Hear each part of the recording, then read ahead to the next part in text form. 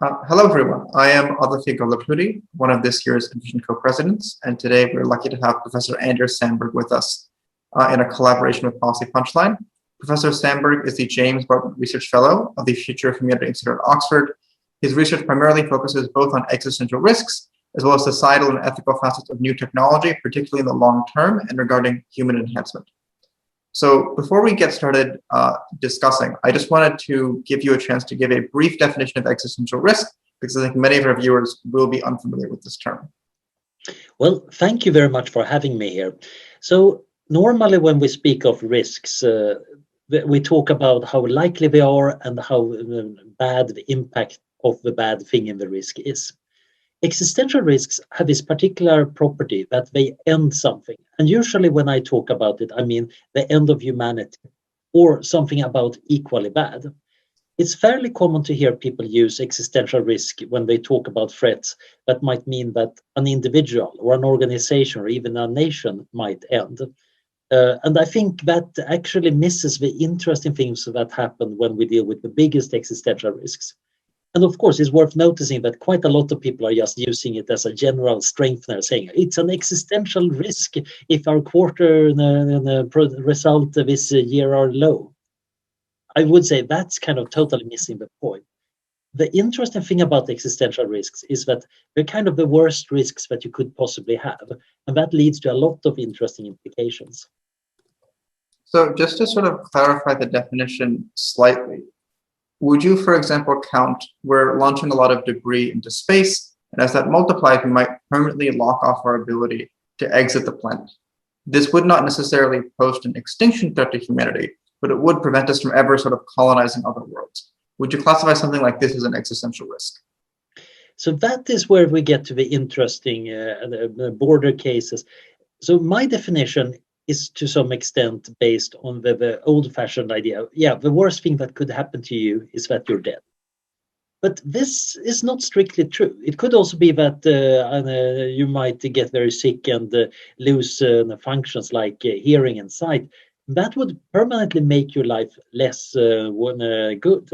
You might still have a life worth living. It's just that it could have been so much better. And similarly for our species, if we forever lose access to space, our potential goes down quite a bit. So quite a lot of the people involved in existential risk, they would rather start out by saying, yeah, something that threatens the potential of Earth-originating intelligent life. And either by total extinction or by reducing the potential quite a bit. Now, space debris are an interesting case because, first of all, it would go away eventually. It might just take a very long time. So from a long-term perspective, we might say, yeah, actually, we just have to wait a millennium. That's sad, but we can manage. On the other hand, you might also say that millennium might be worth quite a lot. There is actually other risks that happen if you're on one planet. So even though the space debris itself is not an existential risk, it helps other existential risks. And we are probably going to find in our conversation that there are many risks that link to each other in interesting ways. And understanding those linkages is quite a useful way of both trying to figure out where the threats are, but also what we can do about it. Yeah, and as for the linkages, I know that existential risks are broadly categorized into two categories. You have anthropogenic risks. So we accidentally release some sort of virus, superintelligence reaches a dangerous state, nuclear war. And then we also have extremal risks like supervolcanoes, meteor strikes, and so forth. Well, obviously there might be things we can do to prevent anthropogenic risks. How do you think that humanity can, if at all, prepare for the extremal risks? Well, the external risks, in many of them, we have already fixed to a large degree. By spreading out across a lot of different continents, we're no longer vulnerable if there was a disaster affecting one continent. Many species are not so lucky. If their home island or home continent sinks in the ocean, that's it for them. And in many of the external extreme risks, some of them you can evade by just spreading out or going to other places. Some of them you might even prevent. Many of the current very big natural risks, we have no clue about how to deal with. Supervolcanic eruptions, for example. Yeah, we actually don't realistically have a chance of doing that until we can remodel Earth's crust, at which point the anthropogenic risks from that ability might actually be much bigger. The tricky thing about the anthropogenic risk is, of course, yeah, we are in a sense responsible for them, but that doesn't mean they're easy to deal with. In some sense, we could stop having wars tomorrow just by deciding, let's not do it. If all humans decided that, there would not be any wars.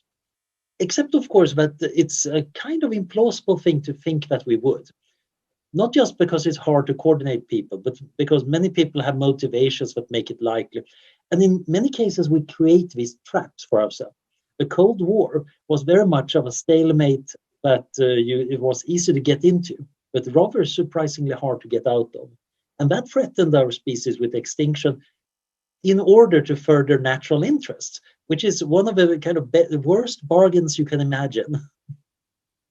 Yeah, and to get into this briefly, I know there's a lot of concern about why should we even care about existential risks. If you add up, like extinction is a pretty extreme event, as you suggested, and given that we are both extremely spread out and have fairly resilient infrastructure, presumably the total risk of this happening in the next century, the next millennia, is under 10%.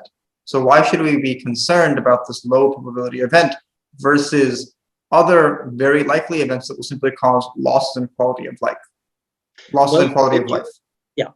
Would you ever get onto an airplane if you knew there was a 10% chance that it would crash? Pretty likely not. And you probably wouldn't get onto that aircraft even if it said, it's just 1% chance. It's kind of, I'd rather either take the train or a boat or even not go wherever I'm going. Now, we can't avoid the kind of being on the existential risk airplane, but even rather small probabilities of something very bad happening can be absolutely too much. And there is something very interesting about the value involved in existential risk. So certainly you can imagine a disaster that kills a large number of people. That is bad for those people and everybody touched by the disaster, but life goes on. However, an existential threat, if it's an extinction threat, ends life. And a lot of things that we care about are contingent on this. So, for example, many people say justice is very important, but you can't have justice without people around being just. So in some sense, existential threats are also a risk against justice. Some people might say, but if nobody's around, nobody's sad, nobody's complaining about justice because, it's not applicable.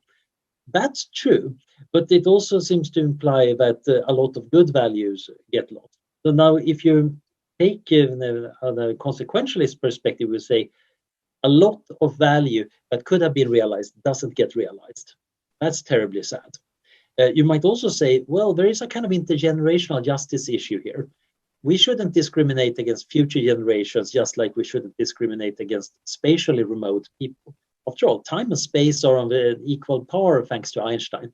So we should actually recognize that if we do stupid stuff now, that really limits the chances of future people, or indeed prevents them from coming into being, we're doing a tremendously unjust thing. So you can motivate the badness of existential risk in quite a lot of different ways, both consequentialists and non-consequentialists. Samuel Scheffer, for example, points out that many of us care quite deeply about humanity continuing, even though it doesn't benefit us personally. He has this thought experiment where you get a choice. Either after you're dead, humanity keeps on going, or humanity dies out 10 minutes after you dying. And most people, of course, immediately say, I want humanity to continue going, even though, of course, there is absolutely no personal benefit. And you can tweak the thought experiment in various ways, but the conclusion is fairly clear. We do care about the project of humanity. Many of the things we do only make sense if we do it for future generations that we might never meet and they might not even understand. Yeah, and I think that the deontological justification of duty to your species is quite interesting, because the natural way to justify existential risk, at least to me, is the utilitarian argument, that if you buy the claims of utilitarianism, almost all humans live in the future, assuming there is not an existential risk event. And sort of on the point you were making before about how we're good at understanding the tragedy of small disasters, but bigger disasters are harder to understand.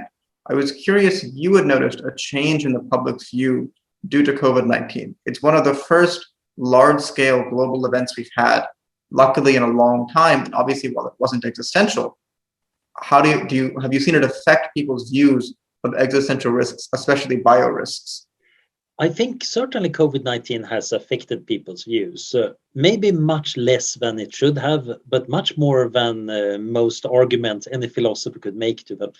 There is something emotionally very powerful when you see empty streets, when you actually fear for your close ones and notice that the statistics is coming in from around the world about it even worse in other places and so on. It's a shared global event. And I think that is very important because most of the time we have been sitting in our little kind of echo chambers. They existed long before we had the internet. The 1918 flu, which in many ways is a precursor of COVID, was also a global event. But most people didn't experience it in the same way because they couldn't actually interact with other far away. They couldn't see that it was affecting all communities at the same time. And now it's particularly poignant because many of us, when we normally locked up in our little communities and having our own experiences about whether that is our favorite computer game or some sports match or some political shenanigans, we're all forced to get into this larger space that, oh yeah, and we're all subject to COVID-19. We might be having loads of disagreements and problems with the whole situation, but we're all involved in some sense. That is unique, and I think we should treasure that and try to recognize it. Then, of course, the ability to estimate risk and think well about it is tricky. As is well known in risk communication, if somebody has experienced something, they think it's way more likely. If they experience something and weren't personally very hurt by it, they tend to downplay how dangerous it is. So many people who had a very mild COVID or didn't get it at all still think that COVID is like the flu. Well, of course, people who have family members who actually got it will know that that's not true at all for some people. So the problem here is scope neglect, the inability of recognizing when there's too many people involved, and these various biases like accessibility bias. They make us have a rather warped view of the state of the world. COVID helps a little bit, but it's still not a perfect lesson. And what I'm really worried is, of course, that as soon as we get sufficiently vaccinated and we start thinking we have handled this pandemic, everybody will just want to forget it. That happened in 1918. Everybody decided the flu was absolutely horrible. Let's go out and celebrate. And then within a few months, we have almost forgotten that something had killed tens of millions of people. There is a risk we repeat that mistake. But we can recognize that it was done in the past, so we can try to fight it this time. Yeah, and then in terms of fighting this sort of mistake, obviously for COVID-19 in particular and pandemics, there's a lot of money being spent on how to be more prepared in the future, to not repeat the very, very specific mistakes that were made during COVID.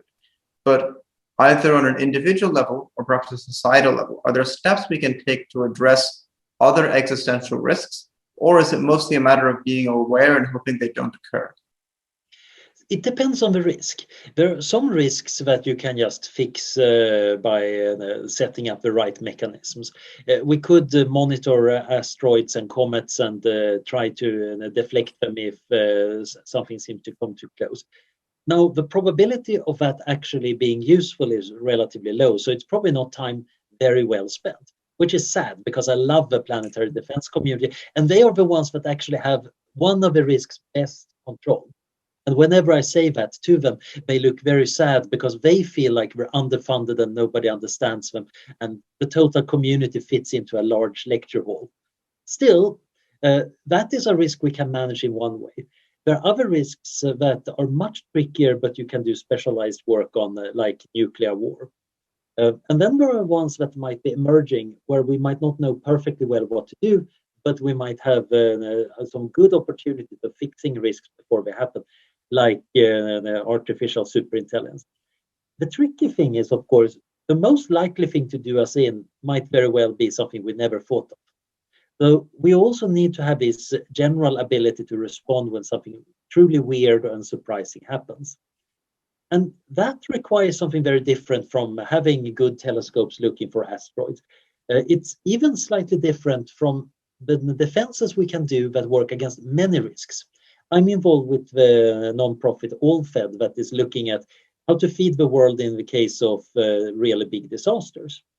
And you can get problems with agriculture both because of a nuclear winter and an asteroid winter and a supervolcanic eruption, and maybe because you get some form of plant pathogen, whether natural or as a bioweapon. At that point, all these different causes channel together into the problem that, oh, you can't run normal agriculture. But if you can solve that problem, like non-conventional food, like turning wood into something humans can live on, in that case, you can handle that risk. That's great, assuming, of course, when the skies darken, people remember that, oh, there was a plan for this. Somebody actually had worked out how to do it. We need to get the blueprints and start building the food factories. It's, of course, COVID demonstrated. Quite likely that many people make up plans and then other people drop them in the waste bin because of politics. That's kind of the failure mode that partially happened in America.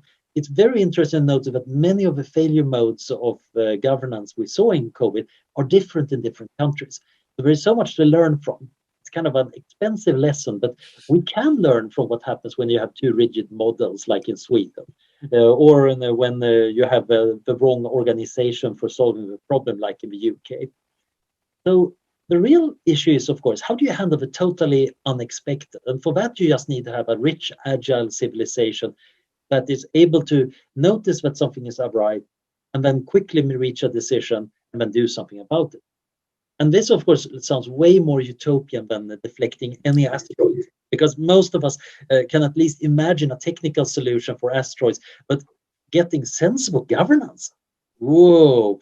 But we should remember that even the question that governance can be modified and improved is a relatively recent thing. People for most of human history have just assumed governance, well, that's because some people are selected by God or just have the biggest armies, and that's why they run stuff. There have been some philosophers arguing that maybe it should be differently, but it's only the past few centuries we have actually experimented in improving governance, actually realized that, wait a minute, if we organize committees like this, they solve certain coordination problem. If we set up incentives like that, then people become less corrupt. We are inventing better forms of governance. It's almost like engineering, but it's involving people and laws and a lot of paperwork, and I find it rather mysterious. And the slight complication that, like with superintelligence, governance structures typically resist modification from the outside. Tremendously. And many of them might have their own motivations that are very akin to many of the disaster scenarios we can envision for artificial intelligence. So whenever people say, yeah, we can totally control artificial intelligence, I start comparing them to corporations. And at least for people of a particular political bent, then it's suddenly obvious that, oh no, that's super dangerous and super risky. And of course, to people of a different political bent, I compare them to government. And then they go, oh no, they're so hard and dangerous. So the problem here is actually handling distributed systems that are self-modifying, that might be fairly intelligent, but might have goals that are either emergent or just pathological. This is a general, very big problem, and we need to work on that. But we can also work on the opposite problem. There might be specialized solutions that work quite well. There might be findings that help us decide where to go. For example, predicting low probability events is a fool's game. You can maybe calculate a probability, but you can't really wait for it to happen or predict ahead of time. The signals are usually too noisy. But you can detect when it's happening in many cases, and then you can act quickly. So it might be better to set up a planning that, okay, here is a very well-oiled emergency management organization. We do regular tests, we keep them running with various scenarios. When something happens, we put in charge of handling their crisis. That seems to be a sensible thing. On the other hand, hiring a lot of futurists trying to predict what the next disaster is going to be, that's mostly entertainment. Yeah, I wanted to briefly pivot because you talk about food. You've done a lot of work on animal welfare. I am personally concerned with animal welfare, and I'm in fact a vegetarian, but you have these somewhat controversial take that I think, some mixture of vegetarianism and in lab-grown meat might actually be a negative for animal welfare. I was wondering if you would mind briefly summarizing that argument. Yeah, so the basic question is a life worth living for the being that has it? If we, for the time being, try to ignore the question for plants, it seems like there are some animals in the current food production system that seem to have a pretty negative well-being. They might actually be better off dead. But there are other animals that probably have quite good life. A friend of mine was studying food ethics and concluded that, yeah, British sheep at least, they have life worth living, and they look like they're so good lives grazing around in the green and pleasant countryside. But the fact that they end up at the slaughterhouse, but in the end, probably doesn't nullify it. So there is probably some positive to being a content sheep grazing on a pleasant hill. Now, if we replace all the sheep with in vitro food, that might be great in some sense. You might actually save the green and pleasant hills for other things. We might get less risk of diseases, etc. But there would be fewer sheep lives. Now, maybe replacing the chickens, that might be an enormous net positive gain, because most chicken lives seem to be pretty miserable. But it seems like if we could replace a lot of our farm animals with other food substitute, there might be less experience in the world. Now, is this a strong argument that why we shouldn't be going for plant-based meat and so on? I don't think so. I think actually we have been overdoing it with our domestic animals. We probably need to have fewer of them, and they might want to have a much better quality of life. But I think it's worth recognizing that at least if you take this kind of utilitarian calculation into account, it's not always given that having fewer of these beings is a better thing. I'm curious, just from a methodological perspective, it seems hard enough to understand whether a given human is happy and wishes to live their life. Approaching this problem for sheep or chickens seems almost impossible. And then once you add the complication of how do you weigh a life of a cow against the life of a chicken, what does research in that space even look like? Yeah, and different people end up with very different principles on how to judge this. I usually say that, well, most vertebrate brains are alike, or at least most mammalian brains are alike. A mouse brain and a human brain might be very differently sized, but the overall structure and many of the key parts are the same. It's just that there is probably more going on in a human brain than in a mouse brain. But when in terms of, for example, a pain experience, I don't think there is a fundamental difference. It's simply the same system scaled up. The problem with humans is, of course, we might appreciate pain in a lot more complicated ways. We might feel pain from things that are not physically painful, but because of general Weltschmerz or because we are unhappy, our favorite sports team has failed or something like that. So there are certainly complications, but it seems quite plausible to me that my pain and the mouse pain, deep down on the kind of qualia level, are probably very similar. Now, if you start asking me about birds, I get a bit more nervous because, yeah, their brains have evolved slightly differently. The overall layout is fairly similar, and I can certainly observe the behavior of a bird, a mouse, and myself, and see how we avoid certain things and behave in a practical way that seems to indicate that some things are aversive and we are motivated to avoid it. Things get even hairier, of course, when we get down to fishes or insects. Especially down in the insect world, I'm just more or less dumbfounded. There are some structural similarities even between the fruit fly brain and the human brain in overall information processing and layout. But a lot of things are utterly dissimilar. So it's not clear what the kind of experience there is. You can do experiments, of course, trying to see, do insects perform actions that avoid what we would call painful stimuli, etc. And there are some results that seem to indicate yes, but there are also other results that indicate it's not that easy. Perhaps the most interesting example is octopi, where you have things that the skin can see in color, but the brain only gets black and white information. The arms are more or less independent, and so on.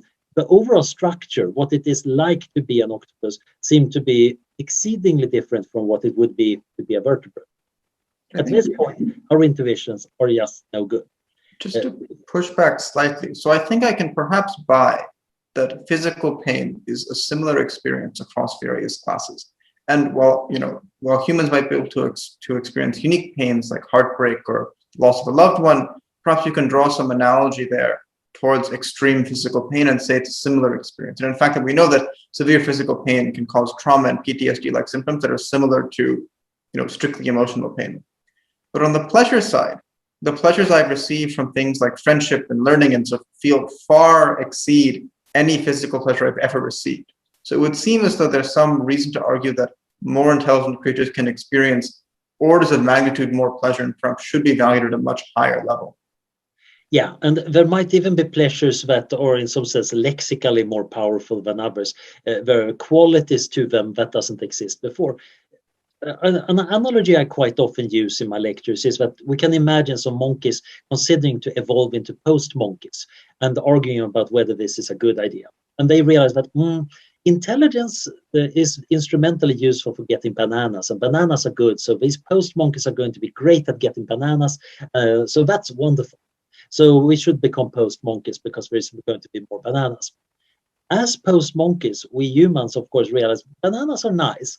But then there is art, culture, religion, sports, philosophy, all these other things that the monkeys don't appreciate at all.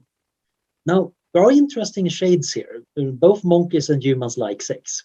We make a way more complicated ideas about what it is about. We might be adding emotional things that are hard for monkeys to think about.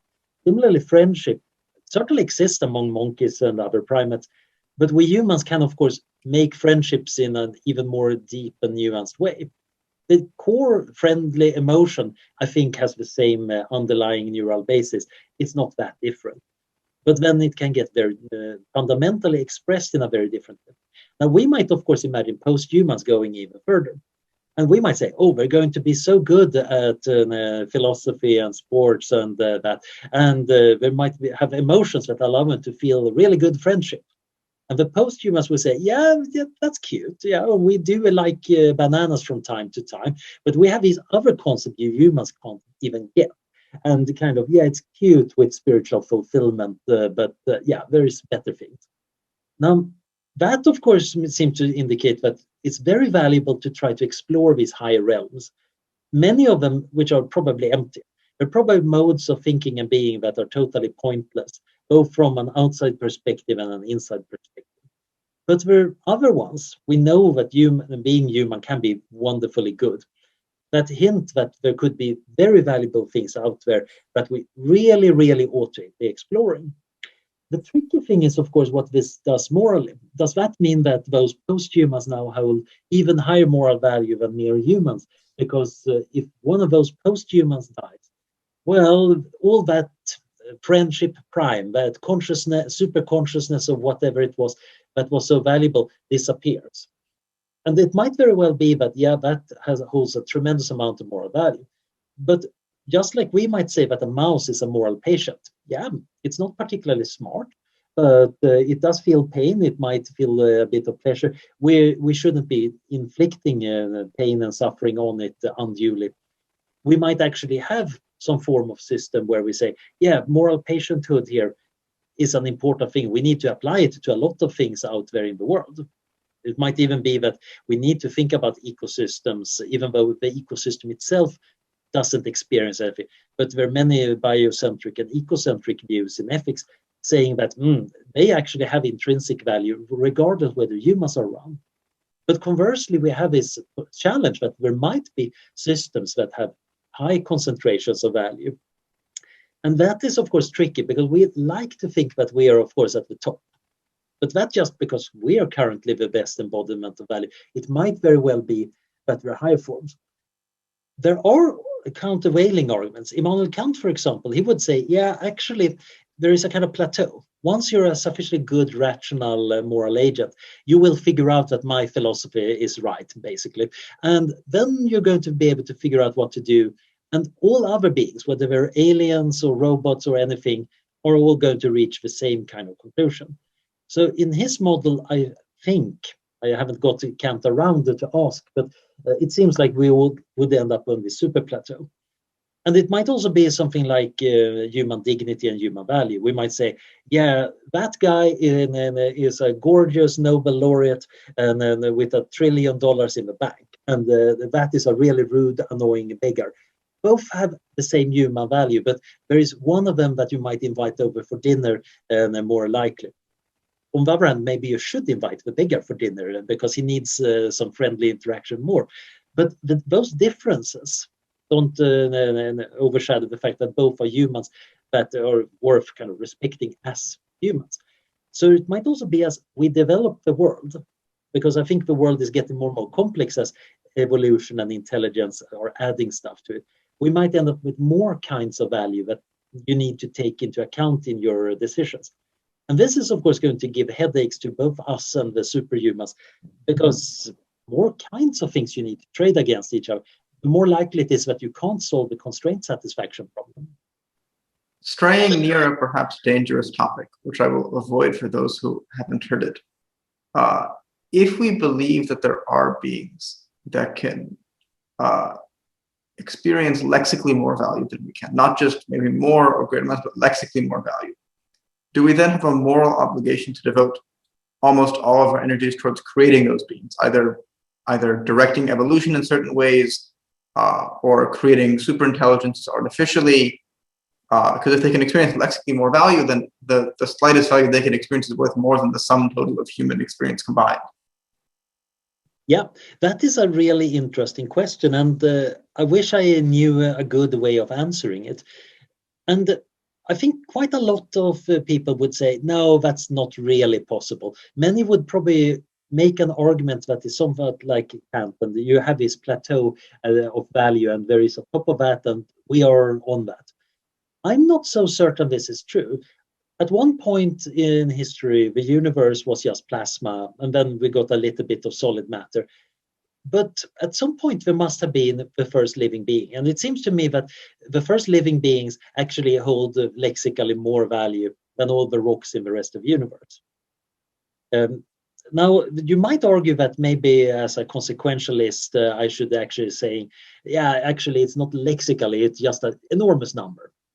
But that first bacterium was, in a sense, way more worth than entire planets of rocks. Now, the interesting thing is, then you have a long history of those bacteria proliferate until you get something conscious. And again, it seems like you get this jump. So at this point, why should we say, oh, yes, we are definitely at the top level? In fact, given how much future there is, it seems fairly likely that there could be further jumps up.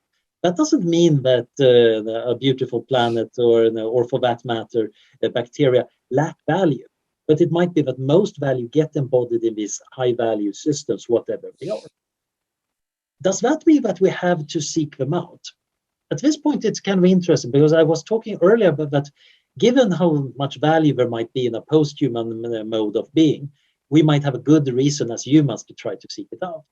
That doesn't necessarily mean that we have to seek out that lexically a higher form. But it seems like a very similar argument, and it might indeed be that we should be trying to do that, even if we cannot actually ourselves achieve that value. Yeah, no, I guess this is there's the question of it seems like searching for these post-human beings is often exactly in the same category as inviting certain existential risks around much more powerful beings and letting them in and assuming they're kind is a very dangerous assumption. Yeah, and this is an argument that has been used, of course, against trying to enhance humanity. So there are some people who've been saying that, look, we can't allow genetic engineering because that's going to lead to superhumans, and then they're going to have a war against us humans. That is a rather bold geopolitical claim. I think if you want to get the United Nations, as some of these people have suggested, to ban genetic engineering on these grounds, you better have a very solid case for why this is likely. But prudentially, of course, we know that, conflicts can arise in a lot of ways. Alan Buchanan at Duke has a very interesting analysis where he argues that you can have vastly different beings in the same society as long as you have a kind of overlapping cooperative core. You are actually part of the same society, even though you might be in very different corners of it.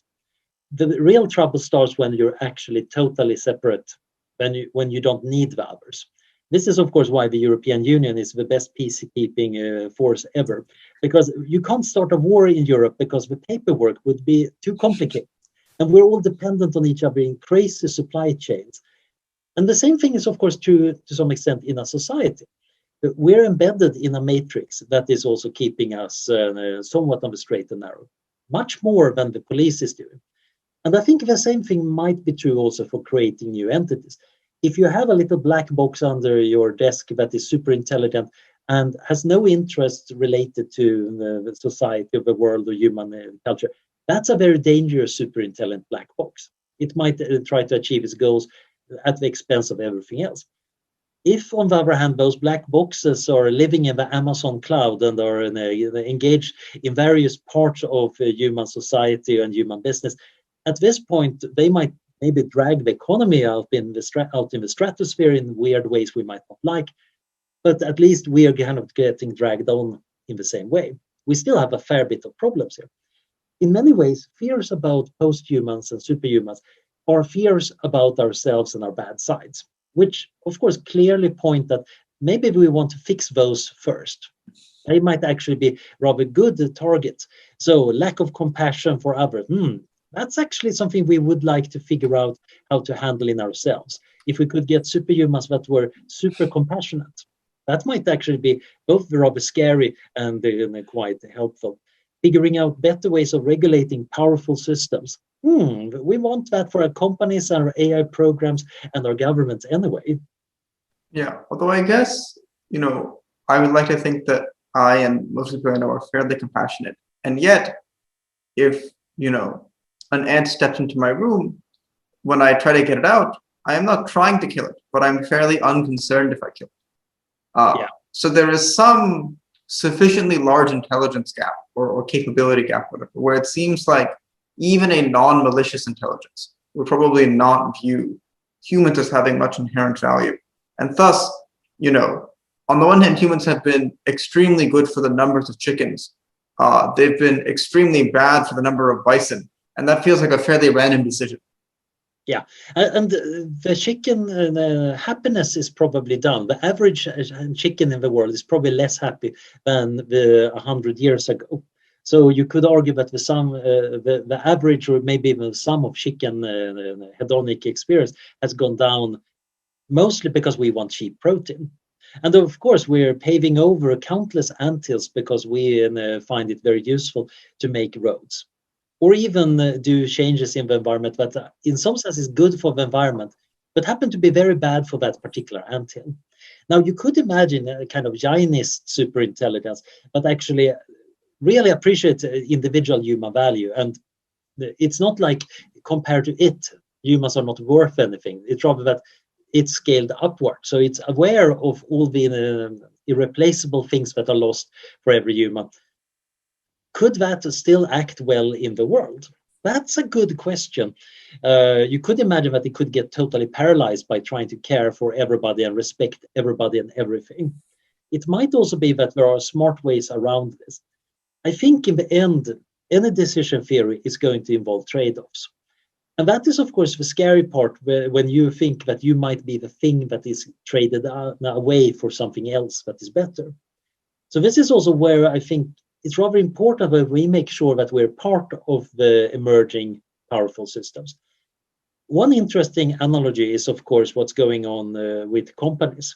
Companies today cannot run without humans. They're in some sense artificial intelligence being run by brains, pens, and paper. At the same time, many companies treat their employees rather badly and might even be bad citizens, so to say, in the world. That was not deliberate, it's just an accident. But you might also say, we could try to tweak things so companies actually are nice places to work. For example, having a marketplace, that means that companies want to compete for happy employees or having rules on how they treat them. You might set up other forms of constraint. And I think we might want to do this also for the future superhuman systems, whether that are big companies or states or super intelligent man-machine symbiosis or anything else. so we have a chance of participating.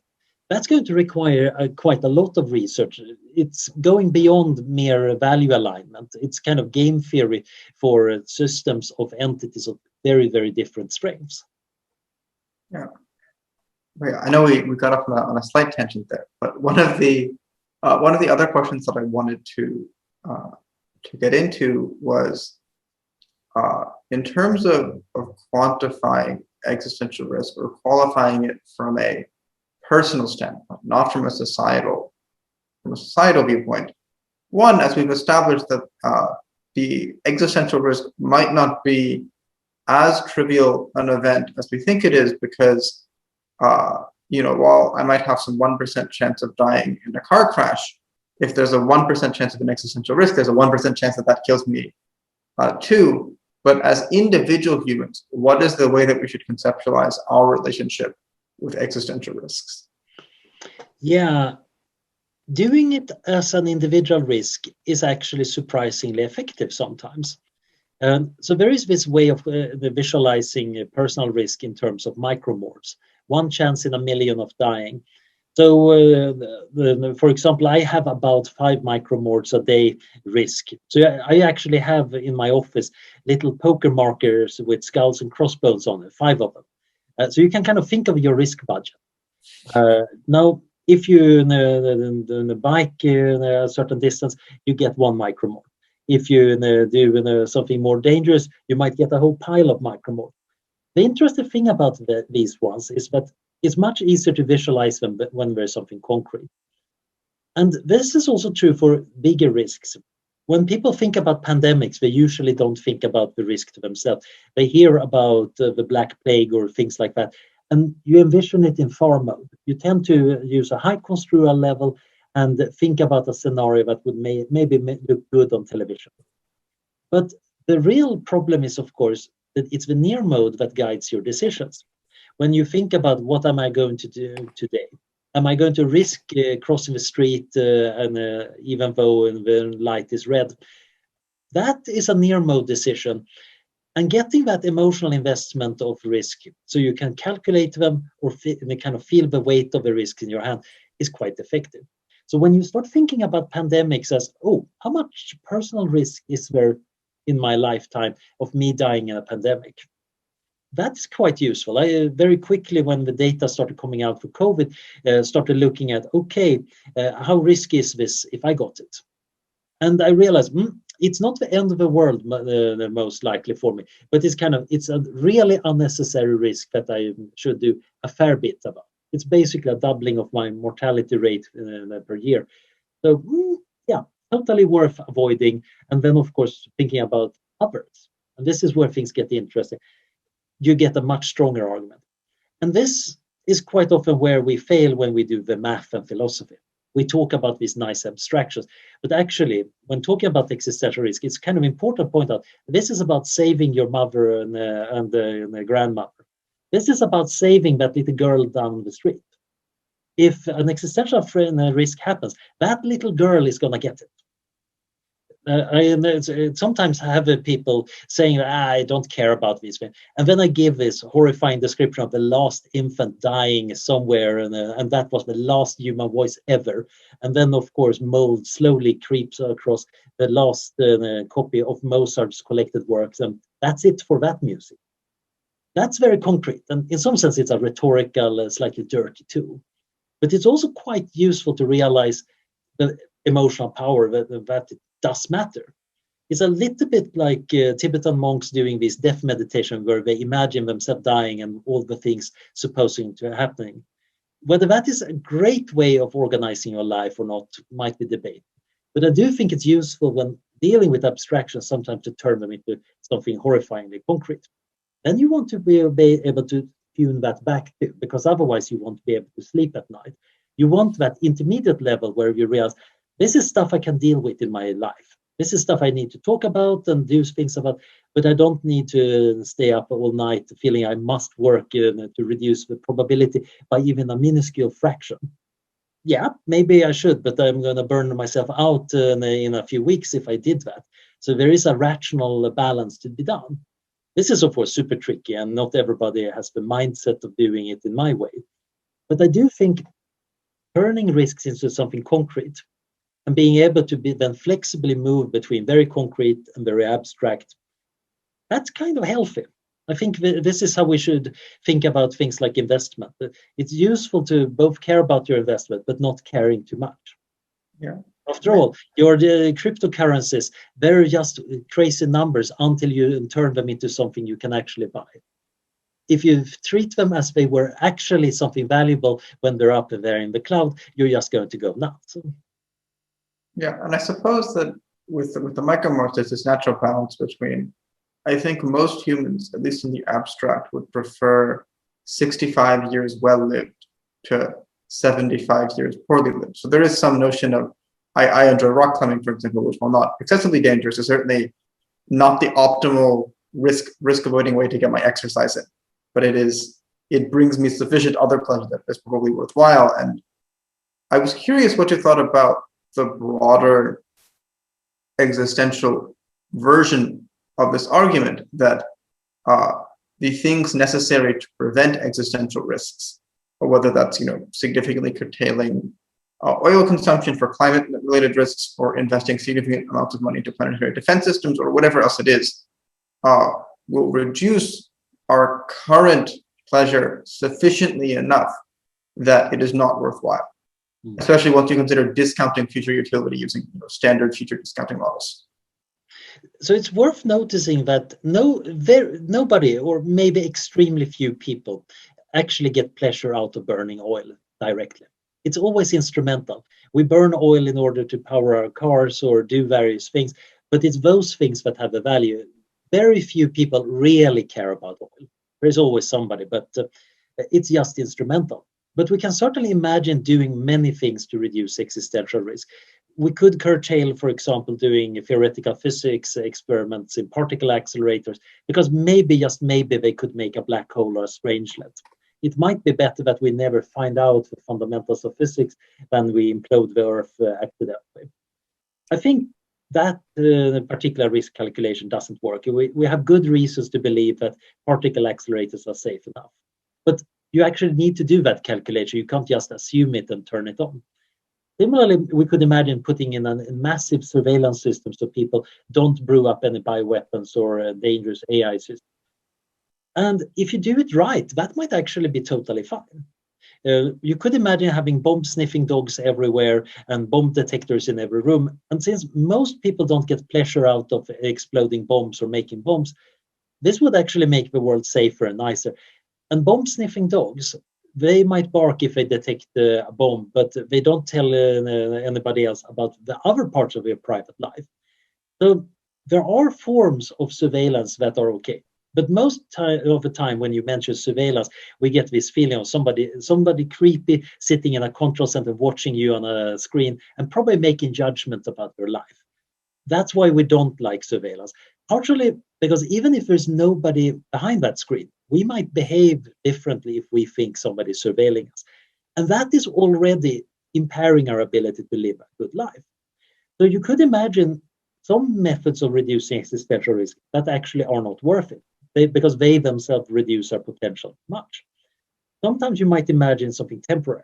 If there is a crisis and everybody needs to do certain things, then maybe we can't allow people to dissent on that because we just need to save ourselves. Afterwards, let's apologize and make up for it, but then we have a future.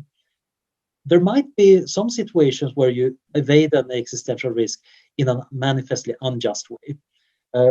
There is, after all, this really bad movie, 2012. I don't recommend it. And minor spoiler, it turns out that they're funding the ARCs to save humanity by selling tickets to the super rich for 1 billion euros a piece. And the main characters are, of course, horrified. But as somebody tells me, without that, we couldn't actually fund the ARCs. And that gives rise to this interesting question. If justice requires humans to exist, maybe really unjust ways of saving humanity might be worth it.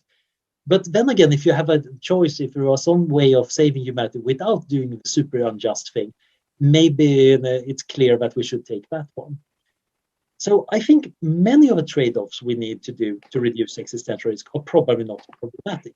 I'm kind of annoyed that many of people working on climate change, that they think that the only way of getting the climate under control is making big sacrifices, individually and collectively. That might be true, but it's not an appealing message. It's not likely to convince people to, oh, then we need to do this. In fact, you might really want to research ways of becoming eco-affluent. You might want to make sure that the solar panels are so cheap that climate denialists put them up on the roof because we're not stupid when it comes to economics. So there are ways of getting around that is both motivational and can create better human value. I think the real problem here is that often the first thing that comes to mind is usually not a very good solution. And then we tend to assume that, well, that's the only way of dealing with it. That's dangerous. The way of handling people making bioweapons might be to put surveillance cameras in every room, but there might be much better ways. I think, however, getting back to your original phrasing, could there be civilizations that live short but have a life worth living? And yes, I can imagine civilization trying to do certain things and eventually failing, but still being very successful. We would say from an outside perspective, it generates a lot of value. It might have had a cohesive history that in itself holds some important value. A civilization that just managed to scrape by and survive by dastardly means until proton decay and it takes the last whimpering remnant, well, it might be long-lived, but it might actually not have much of a life. It's a bit like my friends in the life extension world. There are some of them that are trying to avoid dying very much. And many of them don't enjoy life very much. I'm the other kind. I love being alive. I want to be alive as much as possible, but not at any price. So there is some limit, and you want to kind of maximize the integral of pleasure or value across your lifespan. Some people are trying to solve that by having a low level that goes on for a very long time. Others peak up a little bit too briskly. I think we can probably find trade-offs that move very much further.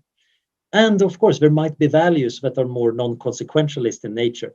It might be that we can talk about civilizational virtues, but maybe there are virtues of foresight and creativity and other things that are important even on a global scale. It's not just that we individual humans have them, but we can say that our societies and our history express good virtues. And in that case, it might be that some ways of evading existential risk might be bad for those virtues. Again, this is going to be a tricky thing, of course, because if we find disagreements in ethics about virtue in individual humans, just think about the disagreement about civilizational virtues. So going back briefly to what you talked about surveillance, it feels like two of the biggest anthropogenic risks right now are biorisk, where we accidentally release something awful, or maybe intentionally, and then AI risk, where we accidentally build something too powerful to control.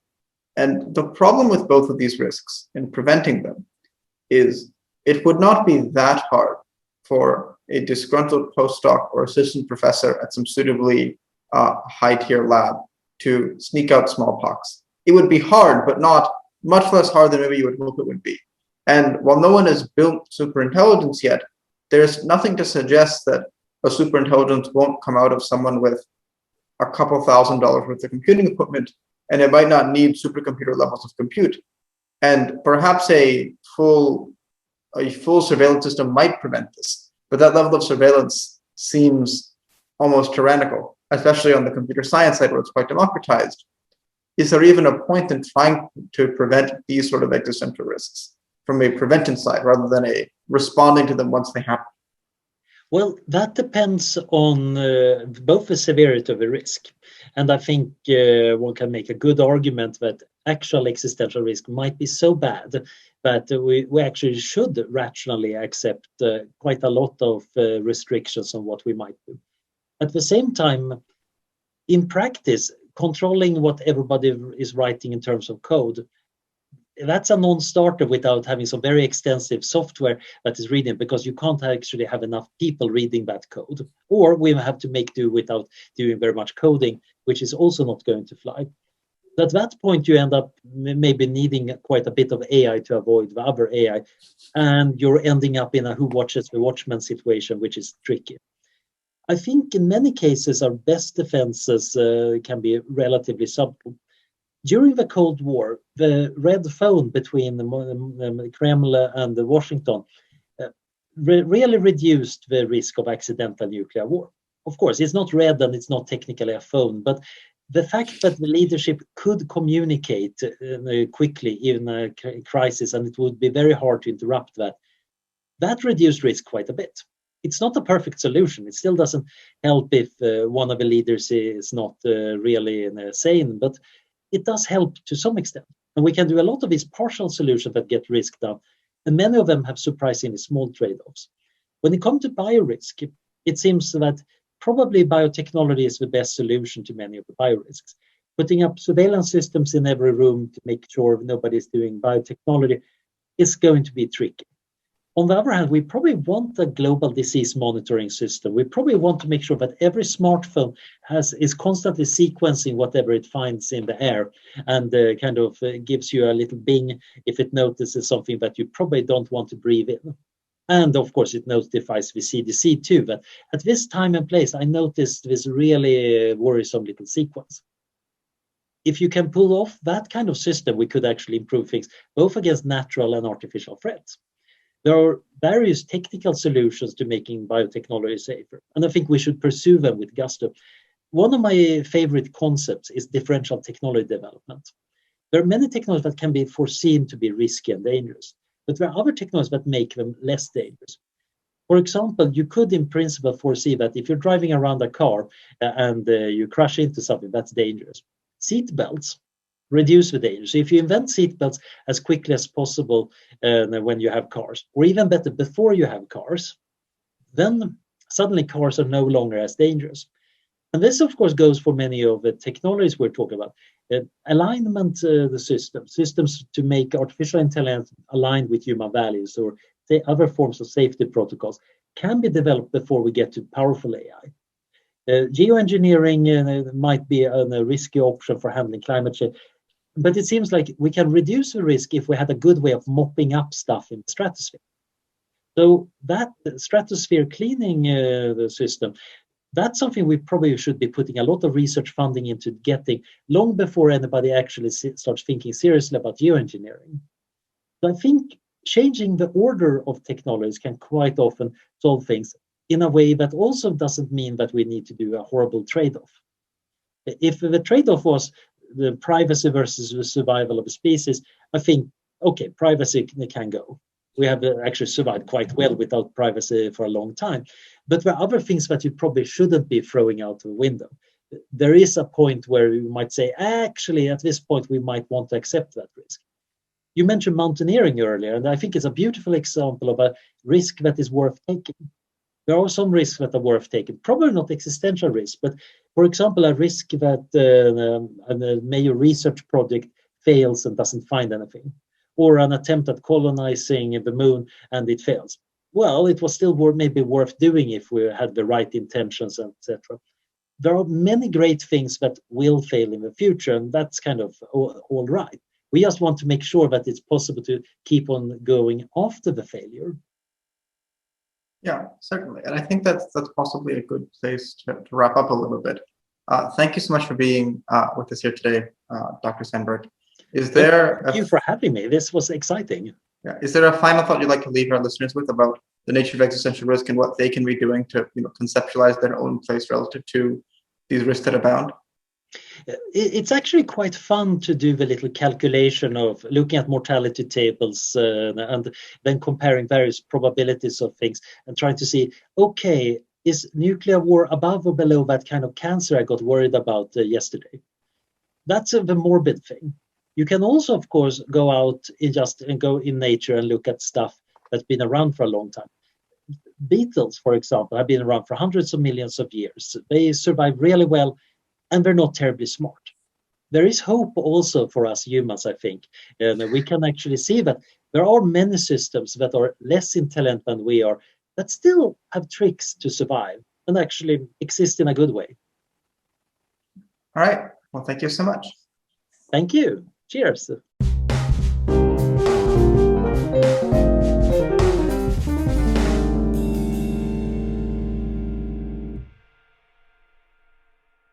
You've been listening to Policy Punchline, a podcast generously supported by the Julius Rabinowitz Center for Public Policy and Finance at Princeton University. We would also like to encourage you to follow other podcasts produced by Princeton University, such as Politics and Polls by the Woodrow Wilson School of Public and International Affairs. Policy Punchline is intended to be informational only and does not reflect nor represent the views of Princeton University or the Julius Rabinowitz Center for Public Policy and Finance. For more information on subscription, donation, volunteering, or contact, please visit policypunchline.com. Thank you again for listening.